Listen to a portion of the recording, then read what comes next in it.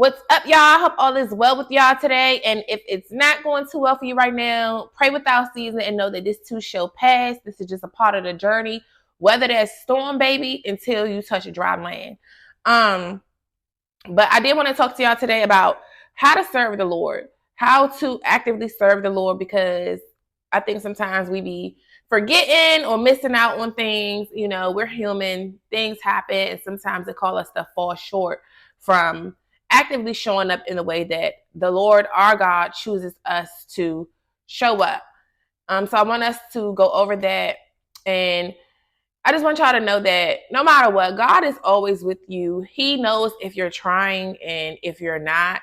He knows if you're after him for blessings and if you're after him because you truly are seeking relationship with him, because you really want to understand the true benefit of what it's like to have the Holy Spirit to continually dwell with you and be in the presence of you at all times. And just for you to have that relationship of trust and equal reciprocity, to know that you can count on him and he can count on you. He can count on you to properly serve, to execute the will that he has for you, to answer the calls on your life. He want to trust you with his people. He want to trust you with his flock. He want to trust that you're not going to lead people astray. He want to trust that, you know, you are righteous and you're going to do what's right even when nobody is looking.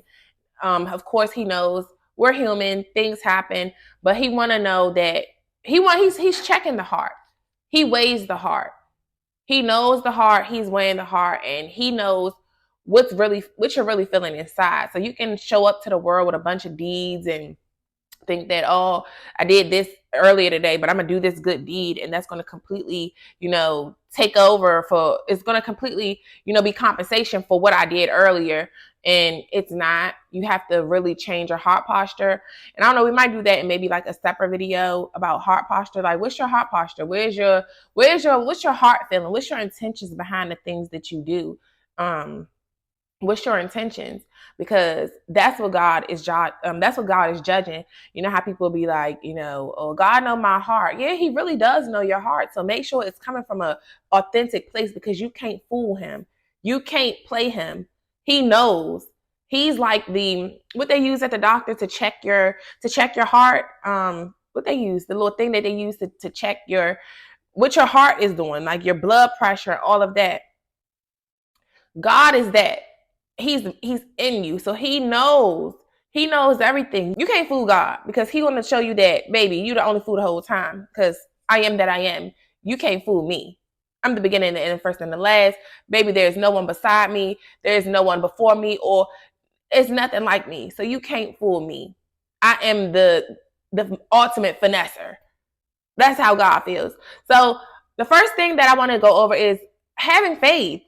Having faith is the number one way to serve the Lord. Like, having faith in him, that he exists, having faith that you know his power, that you know that he is sovereign, that he is the God that can do anything. He is the God that does anything. And I want you guys to, if you haven't, check out the video about what is faith, or what is the title? How to have faith in God, how to have true faith in God. That's what it's titled. But check out that video if y'all want to dive more into faith, because we did a whole basically 2 hours about what is faith? What does faith look like? So because I have a whole video about that, I'm not going to spend too much time on faith, because you can go check that video out. But you want to have faith in him. You want to believe that he exists, and you want to have faith in whatever he's telling you to do.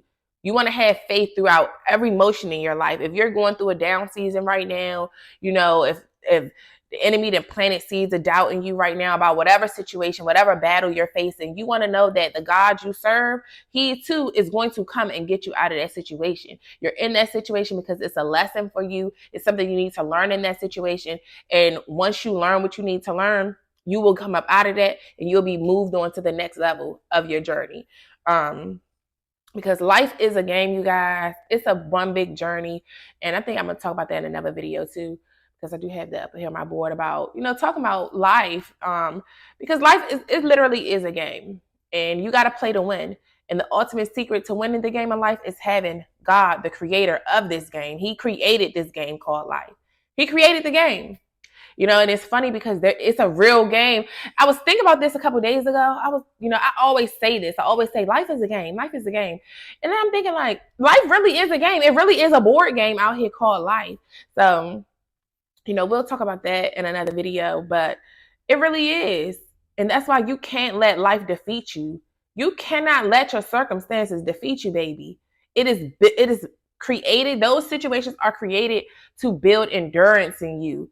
It's to break you from comfortability. It's to break you from things. It's to make you who you thought you never could be. You don't know what you're truly capable of until you put into situations that forces you to do things that you never thought you could do. And during those times, that's when you want to have faith that God will pull you through, that God will lead you the way, that you ain't in that lion's den for no reason. He ain't going to just throw you in the lion's den and not come back for you and not lead you while you're in the den and not show miracle signs and wonders that he's still with you while you're in the lion's den, like he did Daniel. So, I think I did a Daniel video. I think I did a Daniel Bible study video before. So look at the Bible study playlist. If y'all want to look at the book of Daniel, when we talked about that, we went over that because I always talk about being in the lion's den. And when you're going through certain situations in life, you feel like you literally in the den with some lions and they out there just growling at you, ready to devour you. That's how you feel like you getting ate up in this game of life. But you're not getting ate up, baby. You can't get ate up. You can't get ate up if you keep God with you, if you keep him first. Keep God first, put him first, seek first the kingdom of God and his righteousness, everything will be added to you. And once you understand that and grasp that in your head, life will become a bit more swifter. It's not to say it's going to be easy and cake, and it's not going to be that, but you're going to learn how to maneuver through it easier. So yes, having faith, that's the first thing. The next thing I want to talk about is humbling yourself before the Lord. You want to humble yourself before the Lord. And what does it mean to humble yourself before the Lord? It means to know that he is number one. He is God. You keep him first and everything else comes after. He is number one. He's the beginning. He's the end. You don't put nothing before him. Anything that you put before him is considered idolatry, which is the first few commandments in the 10 commandments that he declared us not to do, which was to put no one or nothing before him, because he is the Lord our God. He is the one that continuously frees us. It is him behind every celebration that you have. It is him the reason why you're able to get any and every victory that you have ever gotten. It's because of the grace that he has had, his mercy. It's because of how he has fought against your enemies in the spiritual realm that you didn't know, to cause them to release these blessings that they had stolen from you. He caused them to release them. He fought your battles, things in the spiritual realm that you had no idea, because a lot of times we don't understand that the force is really, the fight is not about what's going on in the flesh. It's not about the flesh. It's his spiritual wickedness in higher places. But we do not wrestle against flesh and blood, but against principalities, against powers, against rulers of the darkness, against spiritual wickedness in higher places. This is why it's important to have on your armor of God at all times. And we'll get into what the armor of God is in just a few. But we're wrestling between spiritual forces, and because of that, there's always evil trying to work against the good that God do. This is why you be sometimes like, my prayer's not getting answered. My prayer's not getting answered. It's because it's a spiritual battle going on. Sometimes, a lot of times, oftentimes, the enemy don't want your prayers to get answered, because the enemy does not want you to be free. The enemy does not want you to serve God. The enemy does not want nothing that brings true fulfillment or true happiness that is actually beneficial to the longevity of your life, and it's going to provide longevity in your life. The enemy don't want that for you. So he's constantly working to rebel. He's a rebellious spirit. Anybody that's around you, that's constantly opposing you, that's constantly making life a struggle, making life harder for you, they are operating with a demonic force. They are operating with a demonic force to keep you from answering your call, to keep you from walking in abundance. They have the demonic entity within them. They're Satan. And when you put these people, places, and things before God, it causes him not to be able to really work. It causes you and God to work against each other versus working with each other to defeat the enemy. A lot of times, I said this in a video before. I don't know what the title is, but I'm going to link the video in the description box or something, because I've talked about this before, about why our, why God lets certain things happen to us. And it's because oftentimes we're working with the enemy. We're working with the enemy because we don't listen to our convictions. When God is urging you to do something, you're not listening to it because you want to stay with a person, or you want to stay at a place, or you so afraid. You're operating off of fear, off of what you're afraid to lose versus what you'll gain. You must lose first to gain in life. That's just how it works. You must take losses to get wins. You must take losses to get wins. So you have to work with him and stop working against him. And when you humble yourself before him, you understand that I'm to serve the Lord. I'm not to serve these people. I'm to serve him. If these people, if what I'm doing, if this job, if what I'm eating, if any of this stuff is not in the will that God has for me, I must do away with it. I must stop idolizing people, places, and things and thinking that I need these people, places, and things more than I need the Lord. You must stop thinking that God is a genie and that he's just going to answer your prayers like this. Sometimes he will give you like answers to your prayers, but not direct answers as far as just showing up with that thing. He might give you a plan on how to get that thing to happen for you. But you have to work with him. You have to take step one. And I think I talked about that in the How to Have Faith video. You have to take step one first, and then he'll lead you to step two. So I talked about that in that video. So y'all can go watch that video. But it's levels to this thing. It really is levels to this thing. Like it's a level in any game. We are playing the game of life. This is God's game. This is his creation. And if you want to play to win, you got to check in with the Father. You got to check in with the man with the plan. You got to check in with the waymaker, with the master plan. You got to check in with him. You got to check in with the plug because he designed the game. He designed the game. So you can't figure out the tricks to the trade unless you check in, unless you get go to the answer key. You got to go to the answer key to get the answers. Like you can't think that other people gonna be able to get it, help you. Is that we are vessels that God used. We can help one another, but ultimately we don't necessarily know God's will for your life. So we can't tell you every single thing. Even though we might have been through some things, there might be one part of a journey that's different that God might want to take you on that he hasn't taken me on, or me on that he hasn't taken the next person on. So this is why it's important to go to God for yourself, to pray for yourself, to clear your own self from distraction so that you can hear from God. And you're not waiting on prophets and pastors and your friends and your family members to direct you. God is the director of this game. Who better to go to than the director, than the creator of the game of life that we're playing? Who better to go to than him? So this is why you have to stop acting like he's a genie and, oh, he didn't. I prayed last night. I've been praying for the last 2 weeks and he ain't answered me yet. I'm pretty sure the God that I know, he's nudged you. He might not have directly answered. He might not, but he's giving you some type of conviction, some type of seed. He's planted some type of seed in you to get you to move on step one. But you want to know the whole plan. Like I was saying in that faith video, y'all want to know the whole plan. We all, as humans, I too, we want to know what the outcome is going to be. We want to go from level 1 to level 10. We don't want to go through the motions, and that's where we do ourselves a disservice. But God is not a genie. He is not working for us.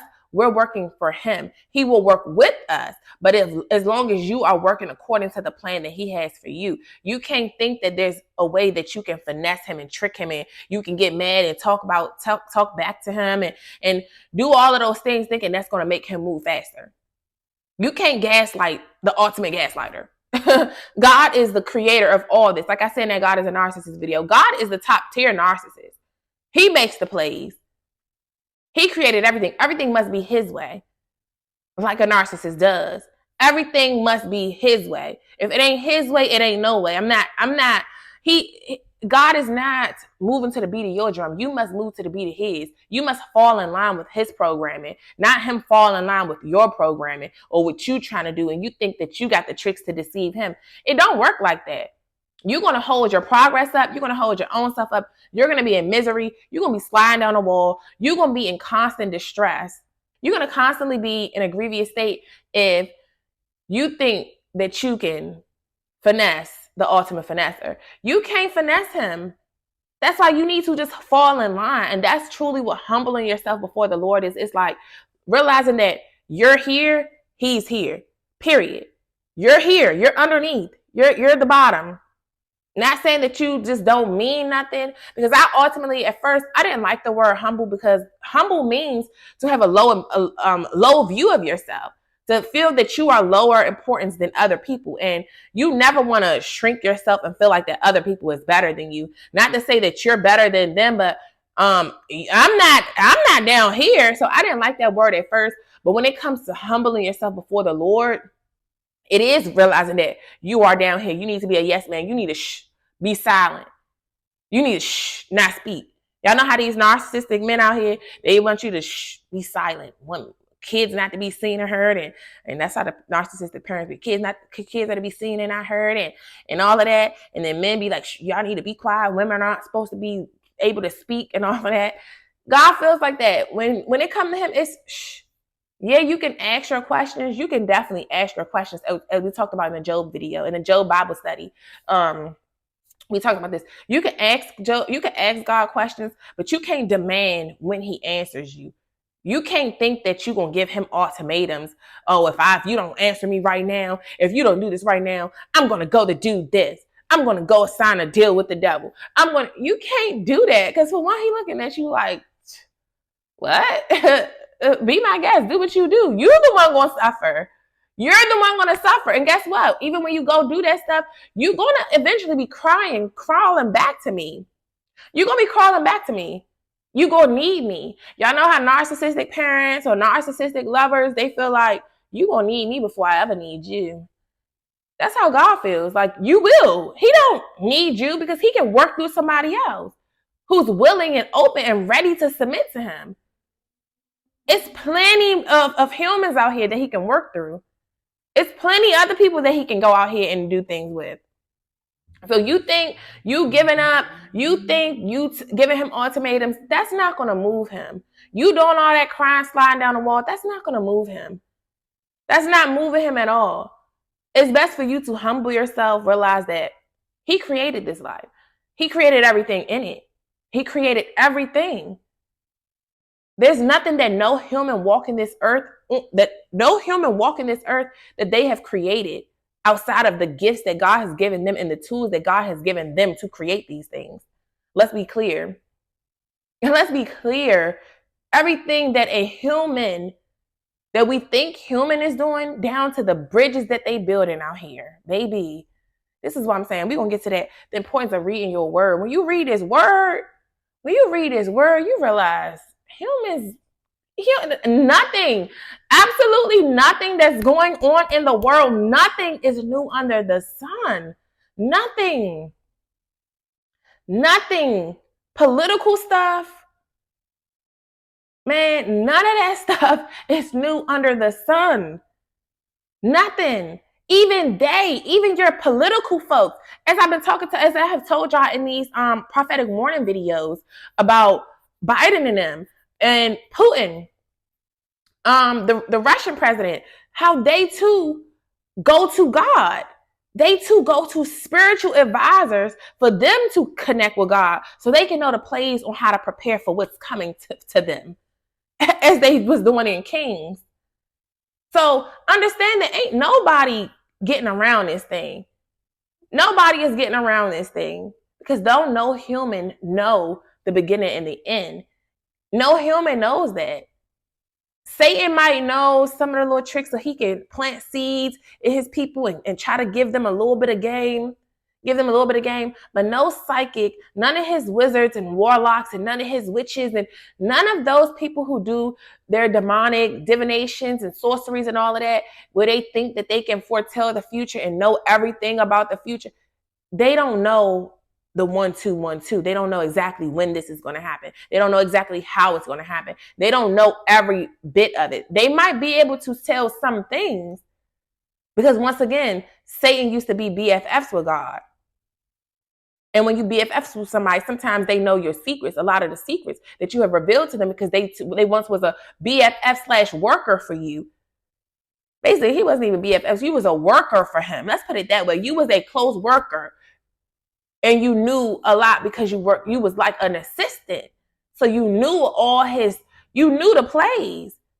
And then once you leave the job, once you get kicked out, once you get fired, now you mad and you want to expose his secrets to everybody else that's not supposed to know these things. So now you give it thinking that you getting one up on him, but you can never get one up on the creator of the game, baby. He created the game. You can never imitate the creator. You can never. That's like when regular people in this world, when people try to copy you, baby, that's not who you are. That's not like I'm your blueprint. You getting it from me. So you can't imitate me. You can't imitate me. If I'm the creator, you can imitate, but you can never duplicate. How about I say that? You can imitate, but you can't duplicate. Not in the exact way. You can get close to, but never exactly. So that's how it is. And that's how Satan will use people out here, and then they'll make you feel like, oh, they living great lives and they can do all of this because they might have been rebelling against God and they think that they don't need God. But baby, it will be a time that comes where they realize, I do need God. Okay. So the next thing is fear him. So this goes just right on into fearing the Lord. Number 3, fearing the Lord. So number 1 is having faith. Number 2 is humble yourself before the Lord, knowing that he is number 1, period. He's not a genie. He don't got to move when you say move. You move to the beat of his drum. He not moving to the beat of your drum. Okay. Number 3 is fearing him, knowing that if you do certain things, you will have to answer to him. Knowing that if you do this act today, you will have to pay for that. Your good friend karma. God gonna send that karma right back on your way. And it might not come back in the exact same way you dished it. It might come back worse than the way you dished it. So be careful of what seeds that you out here sowing against people, because you will reap what you sow. It's law. And if you fear the Lord, it's just certain things you won't do because you're fearful of what's going to happen to you. It's because you know that somebody's always watching. The eyes of the Lord are in every place, beholding the evil and the good. He's watching everything. And fear of the Lord is the beginning of wisdom. You want to make sure you're fearing him is the beginning of being a wise man, a wise woman. That's number 1. Because you know that anything you do, God is watching. He's seeing it. And that you're going to have to pay for that, what you're doing. Nobody is exempt from it. I don't care how godly people appear to be. I don't care if you're a prophet. I don't care if you're a pastor. I don't care none of these high-ranking positions. You will pay for what you do. There's no escaping that. Okay? So when you fear the Lord, you know that I fear God, so I got to make sure I move when he's telling me to. When he's convicting you of anything, any conviction you feeling, and a conviction is a guilt. It's a gut feeling. Anything that your gut, and this is why I urge to you guys, listen to your intuition. A lot of stuff that y'all be having questions to, a lot of stuff that y'all know is off about a person, place, or a thing. You feel it inside. That's God's gift to humanity, is your intuition. And a woman's intuition is even heightened. Men have intuition too. They have it too. But a woman's is even heightened. It's heightened. And you don't listen to it. Whether it's to tell you to do something good or what you might deem as bad, but because it's telling you to, it's going to convict you. If you're about to do something bad, it's going to be sending you, it's going to be throwing, it's like your alarm system. And I did a video on that before too. I forget what it was titled, but I think it might have been saying something like, listen to your intuition. Listen to your intuition. It's going to alarm you. That is your body's innate alarm system. When threat is near, it's going to go off. It's going to go off. You're going to get the gut feeling. You're going to get your stomach is going to hurt, or you're just going to feel it in your gut. You feel it, and you have to listen to that. If it is urging, you getting these urges, that is like the Holy Spirit trying to move, trying to push you. It's like pushing you. But if you don't listen to it, you're not following God. If you don't listen to it, you're going to do yourself more harm than good. Listen to your intuition about whoever. People, places, things. It could be something very small to as you going to the store today and your intuition's telling you, hey, don't get that first item. Get the one behind it. Don't, anything. Or something as big as don't go to this, don't go around those people today. Don't go around them family members today. Don't go here today. Don't go meet up with this dude that's talking about having closure, or don't go meet up with this girl that's talking about having closure. Don't fall into the trap. It could be big or something. It could be something that's truly life threatening. And if you fear the Lord, you understand the things that he is doing for you, and you understand that it's never to harm you. The plan is never to harm you. It's to give you a hope and a future. It's to prosper you. But if you thinking that God just wants you alone, and God just don't want you to be happy, and God just don't want you to be great, when you have a pessimistic mind, like I talked about in that faith video, when you have pessimistic mind, you see things differently from a person with an optimistic mind. You see what God is doing for you in a negative light versus in a positive light. You don't understand that things is happening for you, not to you. That's the difference between pessimism. If you pessimistic, if it's always, why me? Nothing good ever happens for me. Why does this always happen? Everybody else gets this, but I get nothing. You feel like things are happening to you, not for you. That's how you know you living in a pessimistic state of mind or living in a state of fear. And as I discussed in that faith video, you cannot have true faith and operate in fear. It is natural to have fears in life. We're human. We're made of flesh. But it's when you move, when you let your whole being be determined by that fear. It's when you let that fear hold you back. Like, oh, I'm scared. I'm not going to do this because I'm scared. Nah, it's having the fear. You're going to have the fear, but it's doing it anyway. And when you think that things is just, you don't want nothing bad to happen. You think nothing bad should just happen. Baby, and people who, if you don't understand why bad things happen, it's two forces. There cannot be good without evil. What good would it do if everything was good and there was no evil? How would you be able to determine what is good? There would be no need for good if everything was good. And honestly, the initial plan was for everything to be good. Y'all need to understand what a curse is, and you need to understand that humanity is cursed. Humanity is cursed. We're cursed. What the original plan was for us to have an abundant, everything easy, everything glitz and glam. But when people let the enemy deceive them, when people sign deals with the devil, when people don't obey God and don't fear God and don't remember what God told them, like that girl Eve did, when you don't listen to what he tell you and you let somebody else come whispering sweet empty nothings in your ear about how your God is not the one that you should listen to, about he don't know what he talking about, you're going to be wise if you do this. You let them manipulate you, gaslight you. When you let the people manipulate you and change what you know is right, what you heard God tell you, and then other people try to come in and plant seeds of doubt and tell you, no, this, that, and that. That right there is what will cause you to open the door for the enemy and let him come in and deceive you and let him pull you away from the Lord your God, the one who has the master plan, the one who created the whole game, the one who knows everything. It's going to cause you to go against him. And that's when you're going to do yourself a disservice. So you want to fear him. And fearing him is listening to him. It's being obedient, which goes into our next thing.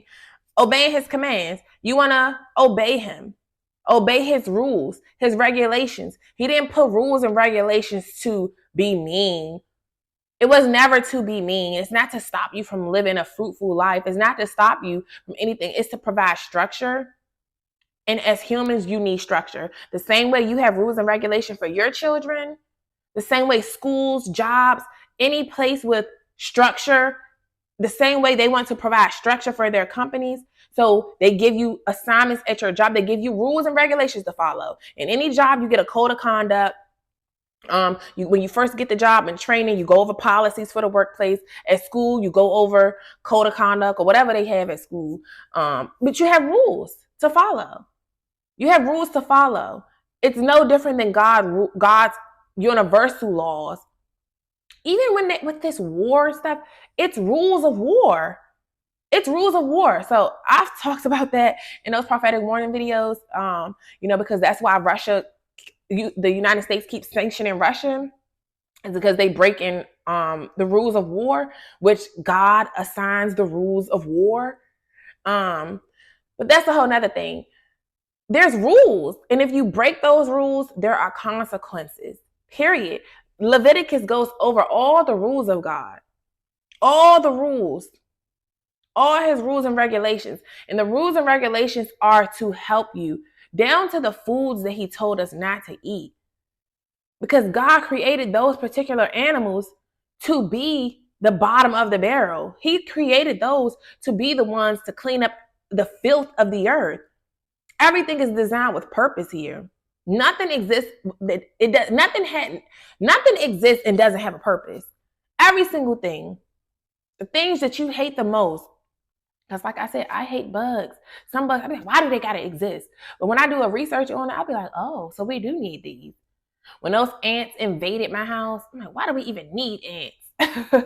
Like, but they serve a purpose. They help cleanse the earth. Roaches help cleanse the earth. Bees. I used to hate bees until I realized what they were. Well, we need bees. Like, we wouldn't have things without the bees. I hate bees. I be trying not to, but if they come close to my baby, I be ready to get them, because that one, I did kill him and I felt bad. And it's crazy. Like, that's a whole nother thing, because it's like, after I killed him, another day, one came by me. I'm like, oh, he must realize that I killed his homeboy or his brother or something the other day. But he came and got and laid on my baby foot. I was like, so I killed him. But things are for a purpose. So when God is telling us, and that's something that I'm dealing with now, with like, getting away from those foods that's not in his will for us to eat, because it's doing you more harm. It's literally leading to our demise. That's the number one way that Satan works through us, is with the food. He is destroying us day by day with these carbs, with these excessive sugars and carbs that we are feeding ourselves and our children, with eating these animals, these critters on the earth that God created here to only clean up the filth of the earth. So if the animals is eating the filth of the earth, if they're here to eat the filth and then we're consuming it, that means we're unclean, which is why he said not to eat these unclean animals. It wasn't because he wants to stop you from experiencing life, and everything that he does is for a reason. It's not to hurt you. It's to teach you something, and it's to provide structure. It's actually to benefit you, like a parent does. Like I always say, God is our Father. He is our Father. And like a parent does, they want the best for you. Everything that you want to do as a child, they're not going to let you do it, because they know what you want to do will bring harm to you, baby. That's like your child. Your child want to get up there and mess with the stove.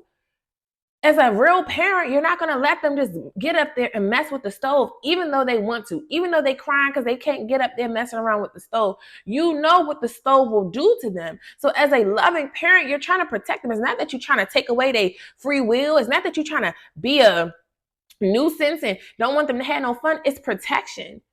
And y'all have to understand that God places things in order for protection. So being rebellious against God's rules and regulations, you only end up falling and busting your butt. When you go against the grain, you're going to fall. When you tell your children not to do that, I told you don't climb up there. I told you to stop. I told you once to stop. I told you twice to stop. You keep doing it. Now you fall and bust your butt. Now you coming over me crying, want me to kiss it. This is how we literally do God. He tell us this, he urge us, he give us the conviction. He give us rules and he give us convictions to stay away from certain people. But because we want to be like, oh, but I love this person. Oh, but this is family. Oh, but this is blood. Oh, but this is this. Okay, so when those same people take you out of here, don't have your family members crying, saying that I ain't save you and all this, because I tried to. And this is why I said in that video, why does God let things happen to me? So I'm going to link any video that I'm discussing. I'm going to link it in the description box so y'all can check those videos out. Because this is why I'm saying we work against God instead of working with him. And every time you do that, every time you don't obey his commands, every time you don't fear him, every time you go against the convictions that you're getting, you're going to do yourself a disservice. And then when stuff hit the fan, you can't be mad at him when you literally chose to be disobedient. You let that rebellious spirit of yours lead you away from his will. And now you get what you get. And you can't be mad. He told you cut that person off. He told you block these folks. He told you stop hanging around those friend groups. He told you don't go get, you got a conviction today. I don't need to ride out with these people today. I don't need to get in a car with these people today. Or maybe they put it into your mama, because y'all know mamas got that woman's intuition. She can feel when something not right. Even if it's your dad, he's saying, I don't like that dude you rolling with. I don't like that boy, he ain't got nothing. When you don't listen to your parents, when they're trying to give you wise counsel, you gonna pay the price for that. You end up pregnant with that boy. She told you, leave. Your mama warned you. He ain't no good. Leave that little boy alone. Your daddy, your mama warned you about that woman. She a Jezebel. She only here to take every little bit of things you got, and she gonna leave you with nothing. She's here to destroy you. But you like, nah, she a baddie. She look good. Oh, nah, she do these tricks on the, she do all that. I'm not listening to you. You gonna pay for that. You didn't listen. You didn't take wise counsel from your parent. And that's how God feels. And then when you come back crying at them, they're like, I told you. All right, I'm here for you. What we need to do? But I told you. And then that's why we be saying, people be judging. No, it's because people told you, but you thought that you were big and bad. You think people, humans, especially younger, the younger you are, you more naive, and you think that stuff can never be you. Like all the girls out here be like, oh, that can never be me until it's you. Until it's you. Men too, oh, that can never be me. They think that they got a girl so much better. They might got more money. They might got better D game. Same with the women. You think your coochie pops so much more severely than the next woman's. You think that things can't be you. You saw how he was treating his other kids, the last woman. You see how this stuff is going on, and you think that you just so much better. Oh, you just got the magic sauce that you can change this person. You can't. And when you get the same things, and when you start going through the same things, you realize, should have took wise counsel. But we all have to be fools. That's how we learn. You cannot become wise until you once have been a fool. So, but you can avoid certain things if you listen to those convictions, listen to your intuition, fear God first, and understand that he ain't stopping stuff. Like a parent, they're not stopping stuff because they just want to ruin the fun for you. It's protection for you. Your parents saying, oh, you can't go spend a night out at everybody else's house. Your parents know what really be going on out here. They know there's a lot of Chesters running around rampant out here. And that your best friend at her house, there might be a Chester that live in her house, and your parents are trying to protect you from going over there, spending a night over there, and then Chester get to you. And then now you're damaged for life because of what Chester did to you. When God is telling you, hey, leave that dude alone. You don't need to bring him in this house around your kids. But you like, nah, I'm lonely. Nah, it's wintertime. I need something to cuddle up against. Nah, I'm horny because you're dealing with such a lustful spirit. You don't listen to these things, and then it hit the fan, and then you want to blame God, and why did God even let this happen? And why? Nah, you so grown. You got it all figured out. You think you have it all figured out. So, okay, he going to hand you over. He will hand you over. You don't want to listen to him, just like the Israelites. You don't listen. You don't take wise counsel. I warned you. I keep warning you, and you're not listening. All right, say less. Have your way with it. And when everything falls, I'm gonna sit back. I'm gonna watch it. And I'm gonna let you wither in that for a while. I want you to soak it all up so you can learn the lesson. I'm gonna come and save you. I'm gonna bring you out, but I want you to sit in that. Sometimes people need to sit in the mess that they created for themselves. God ain't to create that for you. You created it because you would not listen. What you wanted, what your flesh wanted, outweighed what your spirit wanted. Outweighed the convictions that your spirit was giving you. You don't listen to the inner you because you don't believe in you. You don't have faith in yourself, let alone do you have faith in God and what he's telling you. So when you do that, you put yourself in a position to let life have its way with you. He'll come back and get you after, but you're going to sit in that for a minute. It's something you need to learn. Okay, so the next thing is repent and actively turn away from your wicked ways, your worldly ways, which goes into a lot of what I was saying. Turning away from things you know you shouldn't be doing, you choosing to do it anyway. That's iniquities. You know better, but you're choosing not to do better. That's a fool. If you know better and you still choose to do the same things that has constantly led you to destruction before, that's foolish. That's being rebellious. That's not fearing the Lord. That's going against how the ways that you're supposed to serve the Lord. That's what you're doing. And when you do that, don't get mad at God. The only way He's going to really come save you is when you really repent and you fall to your knees and you cry out weeping. Weeping. It's like I was reading in Kings last night and I'm almost done. Finally almost done. But I just really sit and like marinate on this. And when I'm reading this stuff, it's just like so intense for me. It's like it talks to me. And we're going to get to that about reading the word because that's another way you serve the Lord.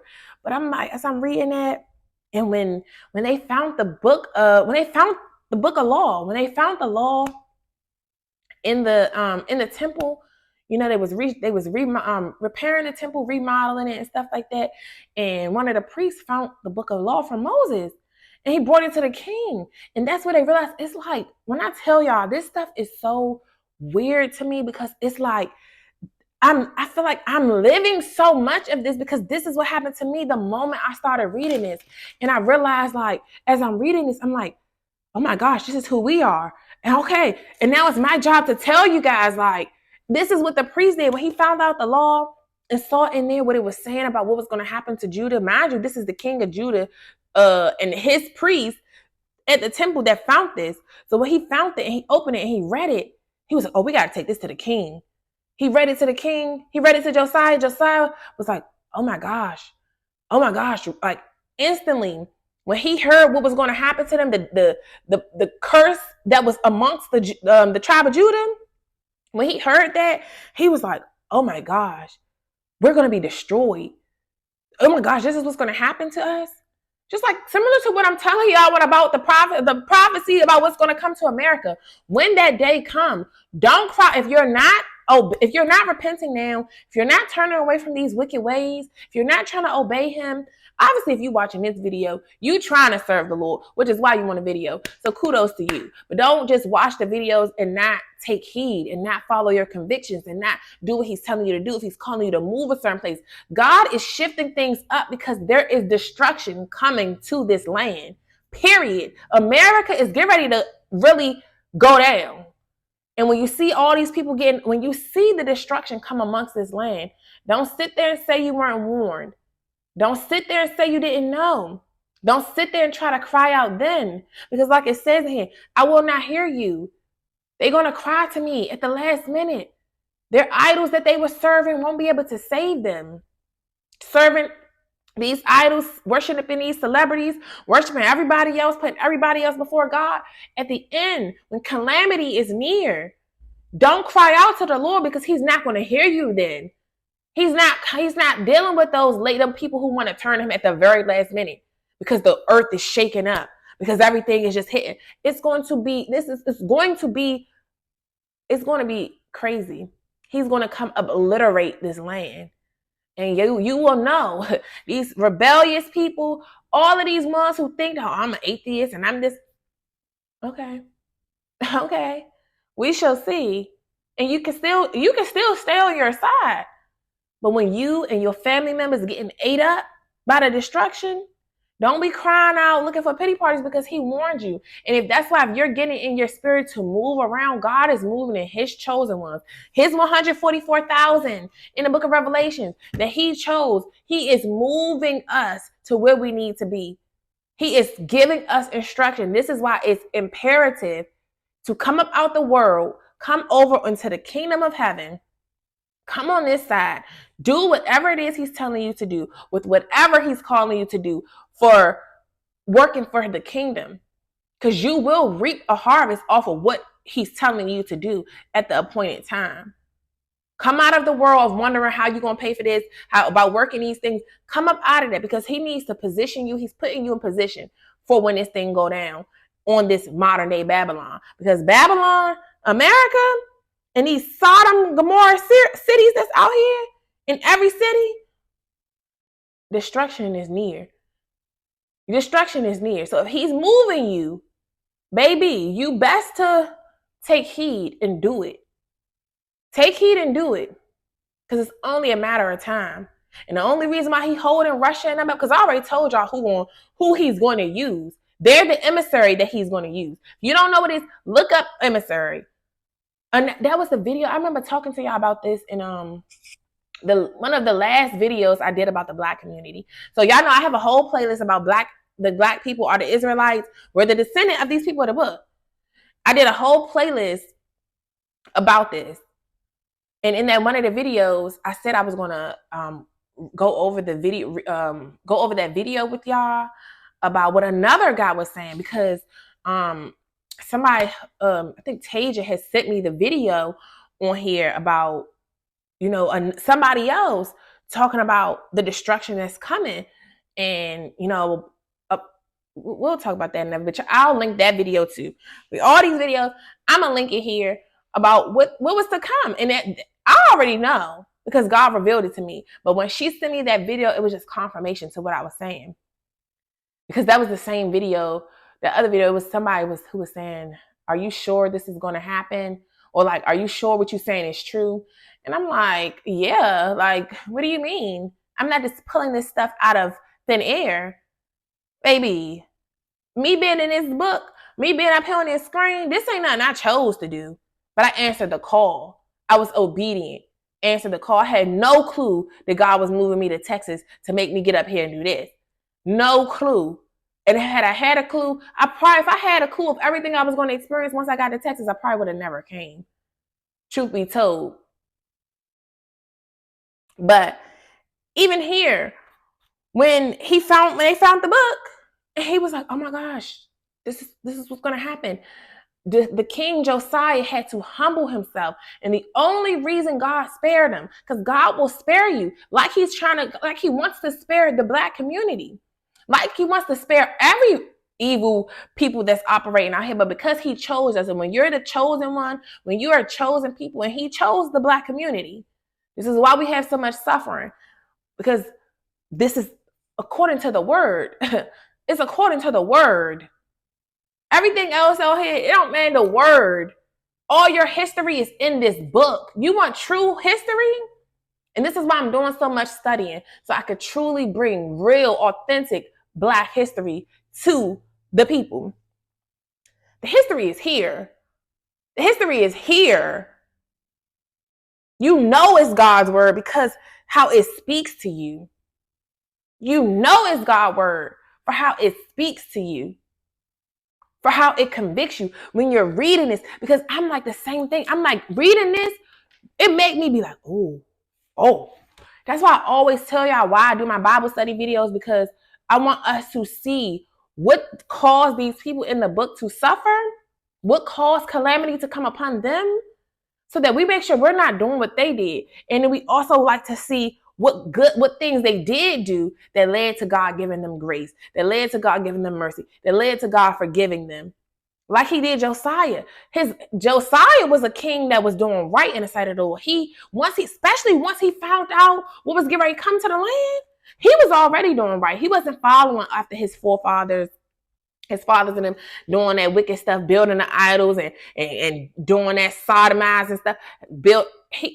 He wasn't doing what they were doing. He was a good king over Judah. And when he saw that, when they read, "Oh my gosh, this is what's going to happen to us," he went and destroyed every evil altar. He went and truly showed that he fears the Lord. He showed that he fears the Lord. And God said to him, let me see if I'm about to read it. It says, because your heart, so it says, thus said, because it says, because they went to the prophet, the king, they go to prophets, they seek spiritual advisors to find out what's going on and why it's going on. And the prophet's job is to deliver the word of God, is to deliver a message to the people about what's going to happen, whether good or bad. Like I told y'all in one of them other videos, you're to do what God tells you to do, good or bad. That's what fearing the Lord is. That's what being obedient to him is. Obeying his commands is listening to him, being obedient, doing what he's telling you to do when he's telling you to do it. Not when you feel like it. Not because you feel like you're not ready. Not because you feel like you haven't prepared. Not because you feel like you don't know much. Because he will give you whatever it is that you need to speak out to his people or to do whatever said assignment is that he's telling you to do. But like it says, and she said the prophets, because they went to ask the prophet. She was in college. They had to go find the prophet at the college in Jerusalem. She said, the Lord God of Israel, tell the man that sent you to me. Thus said the Lord, behold, I will bring evil upon this place and upon the inhabitants thereof, even all the words of the book which the king of Judah has read, because they have forsaken me and have burnt incense to other gods. That's the number one thing. They got idolatry. Idolatry runs rampant. To see how people be such groupies, it just baffles me, because I don't care about no celebrity. I don't care who walked past me. I don't care about none of that. There is people that I like, yes, but not to the point. They're humans to me. They're regular humans. I don't care about their talents, their gifts, because everybody that got talent, it's about integrity for me. It's going to always be about integrity for me. So I don't care what your title is. I tell y'all all the time, I don't care about titles. Your title means nothing to me. What that character do. And if that character is trash, baby, you trash right along with that title. So take that title and shove it up your butt somewhere, because it's giving trash. Trash. So I don't care about that stuff. What that integrity do. What you do when nobody looking. That's what I care about. What you do behind the scenes. That's what I care about. Not who this facade, not this mask you put on for the folk. We don't care about none of that. None of it. But he said, because they have forsaken me, and they have angered me, that they provoked me to anger with all the works of their hands. Therefore, my wrath shall be kindled against this place and should not be quenched. Meaning, he about to apply that pressure. He not letting up. He not letting up. He not letting up. You going to feel this wrath. You going to feel this wrath. It says, but to the king of Judah, which sent you to inquire of the Lord, thus shall you say to him, thus said the Lord God of Israel, is touching the words which you have heard, because your heart was tender. So this is why God is going to spare him. He told him, he said, say this, deliver this message back to the king. And this is what the prophet told the king. Because your heart was tender and you have humbled yourself before the Lord, when you heard what I spoke against this place and against the inhabitants thereof, and they should come a desolation and a curse, and has rent your clothes and wept before me. I also have heard you, said the Lord. God hears everything. He hears your weeping. He knows when you're truly falling into repentance. He knows. He knows when you're truly sorry for what you have done. When you truly are sorry for what your parents have done. When you're crying out on behalf of them, he knows. When you're confessing the sins of yourself and of your family members, and you really want to break off curses, and you really tired of the struggle, and you really want to tear down every evil altar that your family have planted, the ones that came before you, deals and oaths that they have signed before you, he knows when you're the one that really want to repent and change and break off those curses, break off those strongholds, rebuke and uproot every demonic oath that was signed. He knows when you're the one who want to do that. And when he sees, because he judges your heart. He knows your heart. He knows when you real and when you faking. He knows the difference. He knows. That's why you cannot ever fool him. You're going to fool yourself. You're going to do yourself a disservice trying to fool God. You can't be fake with this man. And when you fake coming to him for fake reasons, and when you don't really want a relationship with him, you coming to him for blessings, and then you think that he's supposed to just answer your prayers when you're being fake, when you're trying to use him, you ain't really for him. So of course he's not going to just answer you. You ain't put in the work to really build a relationship with him. He might give you a word to somebody. He might try to use somebody to encourage you to do, but you have to do your part, baby. Josiah did his part. That's the only reason why he was spared. He said, before you, I will gather. He said, because I have heard you. So basically he said, because your heart was tender and you humbled yourself before me when you heard the word that I spoke against this place. Because once they opened the book up and they read what was going to come to them, Josiah was like, oh my gosh. Oh my gosh, Josiah was doing right from the moment he took reign. The moment he took office, he was doing right. He wasn't doing the evil idolatrous stuff like his parents were, his forefathers. He wasn't doing that stuff. And as the king rules the nation. A lot of the things that's going on, like the number one thing, that abortion thing, the kings is paying for that. The presidents, why y'all think that whole Roe versus Wade thing went on? That's because it's the conviction that they got. Your kings are the ones ruling the nation. They are the reason the nation is in shambles. Every bit of destruction that's coming on the land is because of things that the top dogs, things that your pastors, the people that's God appointed to be in charge, when they get in charge and then they sit and they take people astray from the right thing, they lead people astray, they don't do what's supposed to be done. When they do that, they're going to pay, but also everybody that followed them. Everybody that followed and did that stuff, you're going to pay for that.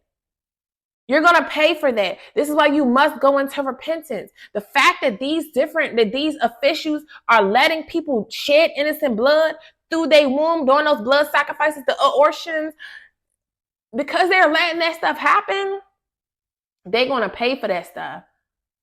That's going against God's will. You're going to pay for that. You're going to pay for that. They're going to pay for that. They better be repenting. And when you willingly participate in this stuff, you're actively participating in these things. You too going to pay, which is why Judah was under leadership by their kings, and Israel, because Israel already got smited out the land. Well, that's a whole different, the study of kings, we'll do that at another time. But, because they already got put out the land, and all of them, they already out the land. Already got put out the land. And that's what, that's why I'm doing a lot of studying, because we're going to be going over, I'm mapping out what happened, like how we got scattered, all like the whole scattering of our community and stuff. It's not by coincidence. It's all here. It's all here. And then this is stuff like I have been doing in those videos. This is us because of what we still out here doing. Nothing new under the sun. Nothing new is under the sun. This is stuff that your parents done did, they parents, all the child sacrifice, and that's the one that eats me up the most. The child sacrifice, that's the one that I really just can't get with. I can't. Passing your children through the fire to Moloch. And I did a video about that. I don't remember what the video was titled, but all this hiding secrets, keep it in the house about what Uncle Ray done did to the kids, all that stuff, hiding what the pastors at the church done did to the kids, all of that, that's sacrificing your children to Moloch. That's sacrificing your children to Moloch. That's what God does not want. But like he had told him, because Josiah humbled himself, because you have humbled yourself, once you heard these things, you feared me. He wants you to fear him. Fear of the Lord is the beginning of wisdom. Once you fear him, based on, and reading this, I'm reading this, I'm clutching my pearls. I'm like, oh. And even me, I'm getting my convictions, because I know I'm not supposed to be eating stuff. And I know, but here I go, still doing this stuff, still falling victim to the flesh. And I know I'm getting convicted. So it don't matter how big or small that it is. Anything he's convicting you of, if you are to stop doing it and you still doing it, you're going to pay for that. You're going to pay for it. But he said, because when you heard this, when you heard this, he rent his clothes, man, he tore his clothes. He was weeping. He was like, he couldn't believe it. He was crying out. He was sad. He was crying. He was, he was just pleading. He was pleading. Because he didn't want to go down because of the stuff that he didn't do. That's why he was like, but I did this, dear Lord. I didn't do it. You see what I've done since I got in office. You see, I've done this. I've torn down the high places. I've done this. I've led your people. I've tried to get them to go away from idolatry. I've done all of this. So he goes through a whole list of everything. And because of that, God said, and before you, I will gather you to your fathers, and you shall be gathered in your grave in peace, and your eyes shall not see all the evil which I will bring upon this place. And they brought the king word again. Meaning, because you have repented, you really repented. When you repent, you crying out for deliverance. You crying out. You really showing that you want to change. You want to become different. You just need some help. When you crying out and you really changing, you really taking the steps, you really doing the work every day. That's where the mercy come in. That's when he give you mercy. You screaming for mercy. He like, all right, mercy. Y'all remember that game, Mercy, when you doing like this and you gotta tap out, you gotta scream mercy when it's hurting you too bad? Yeah, you gotta scream out for mercy. He gonna grant you that. He gonna grant you that. But you gotta first become a sucker. You gotta humble yourself before him, become a real sucker. Real sucker. And also really change. Really be working to change. He knows your heart. He knows. So you can't fool him. Then at that point, will he bring, he will give you some, he will relax on you. He gonna bring you some justice. Like, he gonna let up off you. He gonna spare you. The only reason I spare you is because I love you. My man Dawg say the only reason I spare you is because I love you. He gonna spare you because he do love you, because you are his chosen people, because he chose you. And he also made a covenant with your ancestors. But you also must pay, because you gotta pay. You gotta pay for what you do. I'm about consequences. I'm the teacher, baby. I love teaching a good lesson. Play with something safe. I'm here to teach you to play with something safe. No, you should never play with me. Now you gonna feel you took my kindness and weakness. All right, hell, you wanna play? You don't know. I don't like to play games, but baby, when I play them, I play to win. So gird your loins and put your steel toe boots on. Get in the game. Let's do this. And know that I'm playing to win, to obliterate you. So don't play with me. Play with something safe, because baby, I'm not safe. Period. But that's what you want to do. You want to repent and turn away from your wicked ways. And then he will spare you, like he didn't spare Josiah. Josiah, he let him go on. He let him go on home in peace. He died in peace. He ain't had to be there to witness the destruction that was coming on the land. Number 6, seek him diligently with praying and fasting. Make that consistent. You want to serve the Lord and really build an intimate relationship with him? Seek him diligently. Seek him diligently. We're going to put this in number 7 together, because number 7 is get to know him by reading his word. So pray, fasting, and the word. That's the Trinity right there. Read the word, pray, and fast. Fasting gets you out the way. It shows that it's a part of sacrifice. It's showing that you can do away with other things to please the Lord your God. That's the modern day way of how to do the burnt offerings and all the sacrifices they did with the animals in the book. Fasting, go without something. Show that you loyal to him, and that you want to prove to him, you want to seek him, you want to make room for him to enter, for the Holy Spirit to enter and rest within you. Or even if the Holy Spirit is buried deep down within you, you fast and get your flesh out the way, so that it can arise and come up into you and to totally work through you. To fully work through you, to fully take over you. That's what you want to do.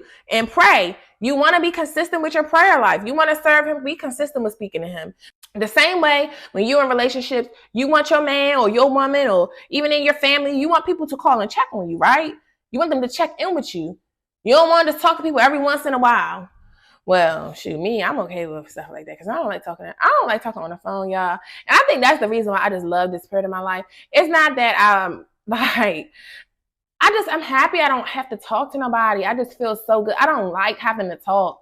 And it might seem like mean or whatever, but that's why I just love being in isolation. I love this. I love that I don't have to answer my phone. Nobody's calling me. I don't feel obligated to answer the phone. I don't feel obligated to talk. I could fully focus on this. I could fully focus on my relationship with God. I can fully focus because I don't have none of those distractions from people calling me, wanting to talk about their life, calling me with their problems. I ain't got to be sitting on the phone about that. I don't got to be doing all of that. I can fully give my undivided attention to God. I can fully do that because I don't have all these distractions. But you want to pray. You want to pray consistently. The same way you want your folks to talk to you consistently. If your man don't answer your calls, if he don't text you good morning, if your woman, if she don't respond to your calls, if she don't want to talk to you every day, if people don't want to talk to you every day, and you're going to feel some type of way. So God feels the same way. Like, how dare you not want to talk to me every day? How dare you not want to talk to me? How dare you not want to talk to me, the creator, the one who does everything, the one who can do more for you than any of these fleshly made people can do, the one who brings the ultimate peace, the one who brings ultimate gifts and fulfillment. You don't want to talk to me every day? But yet, as soon as you want to treat me like I'm the side joint. God is not your side dude, your side chick. God ain't the side. He's the main. They the side. Because when they gone, guess who's still going to be there? Your main joint. When your side chicks and your side dudes go back to their little pieces, or when they realize it was just a good time with you and it wasn't a long time, guess who you going to go running back to? Your main joint. God is the main one. He the main. He not the side. He's not the side. And don't ever play him like he the side. So you want to make sure you always communicating with your main one. You want your main one, your one that's put up, the one that's at home, you want them to feel secure. You always want the main chick feeling secure, your main dude feeling secure. You want them feeling secure. You want God to feel secure. That's your main one. That's the man with the plan. That's your provider. That's your protector. You're not getting rid of what's really good for you. You're not doing that. And if you don't want to do that, means you need to constantly talk to them. You put him first. You put your main one first. Them side chicks gotta wait until you get opportunity. They gotta wait. They gotta get in where they fit in. But God, he come first. Everybody else must get in where they fit in after God. God first, like we said in the beginning of the video. God first. Okay? And getting to know his word. You got to read the word. Y'all have to read the Holy Grail. This is your basic, well, my words is gone here. But Bible stands for basic instructions before leaving earth. Bible. Basic instructions before leaving earth. Basic instructions before leaving earth. To know that you have a manual. This is like your answer key. If you got a test, if you're taking a test at school and you got the opportunity to get the answer key, you got the cheat sheet, why would you not want to read it so you could pass the test, pass every test? Like, why would you not want that? That's what this does. And this is why when you reading, you must ask for insight. As you read, ask God to give you insight, give you clarity, give you understanding. That's stuff that you need to be praying for all the time.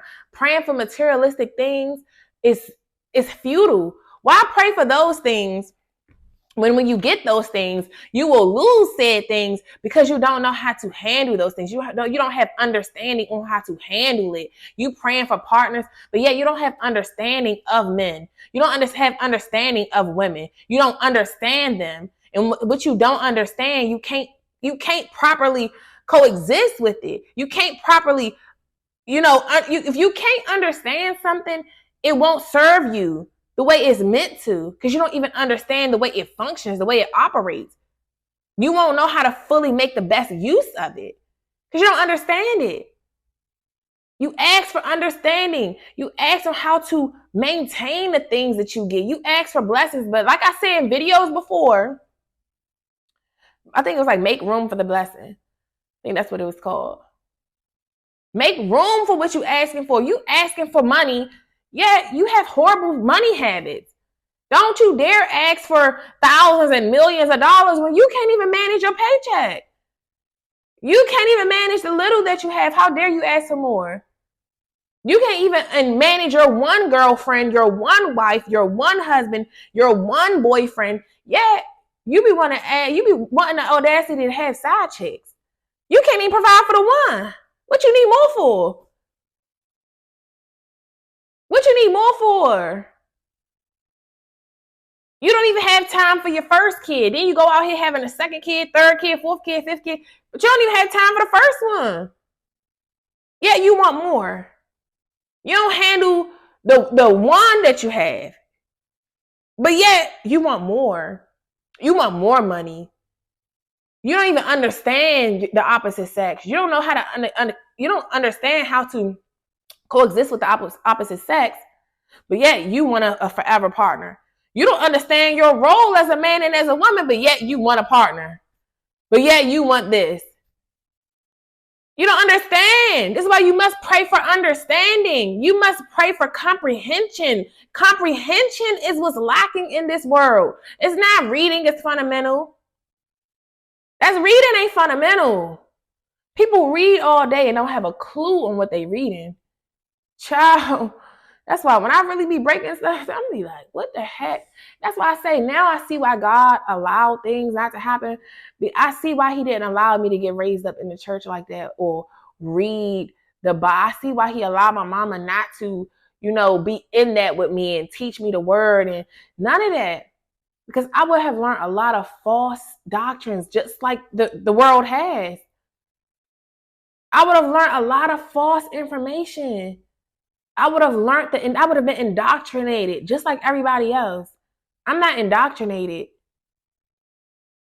And that's why I say, God, everything happens exactly the way it's supposed to. Ain't nothing happening to you. It's happening for you.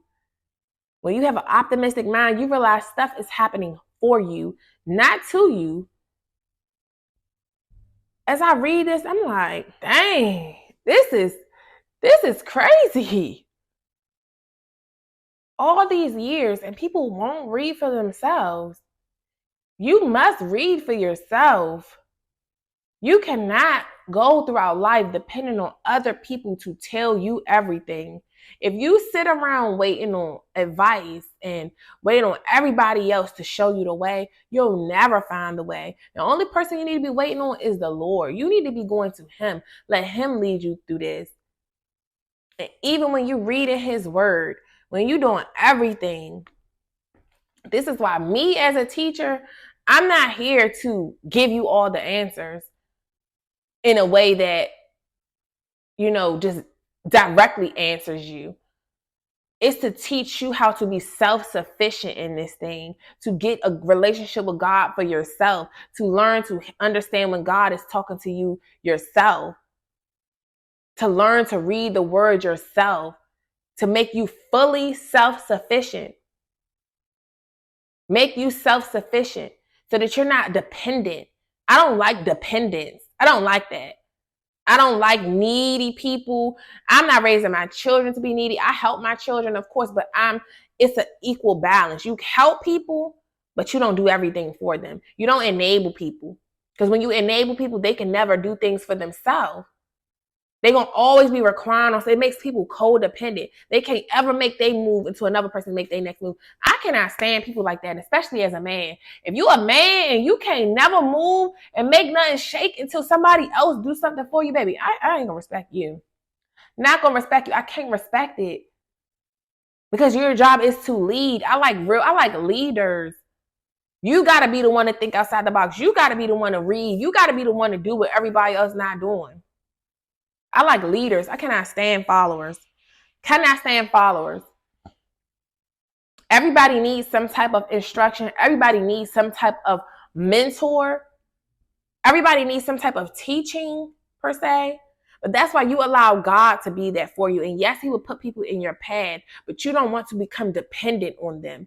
You want to learn all the skills and tricks to the trade that you need so that you can properly operate by yourself. It's just like when you go into a job. You start off, you got a person that's training with you, and they let you go. They like, all right, I done taught you this. You might need to come back and seek help, every once in a while, but you didn't went through training. Now it's time to let you go on your own. You gotta let you go. Gotta let you go. Not keep trying to hold their hand the whole way through. Nah, get out there, try it on your own. When you fall, okay, ask me for some advice. Then get back out there, apply the advice, see if it works, see what you need to do with it. You're gonna make your own tweaks to it so you could do it in ways that benefit you, that make it easier for you because everybody is different. But ultimately, you're going to become self-sufficient at that thing. You're not going to be constantly holding your boss hand. You're not going to be constantly, no.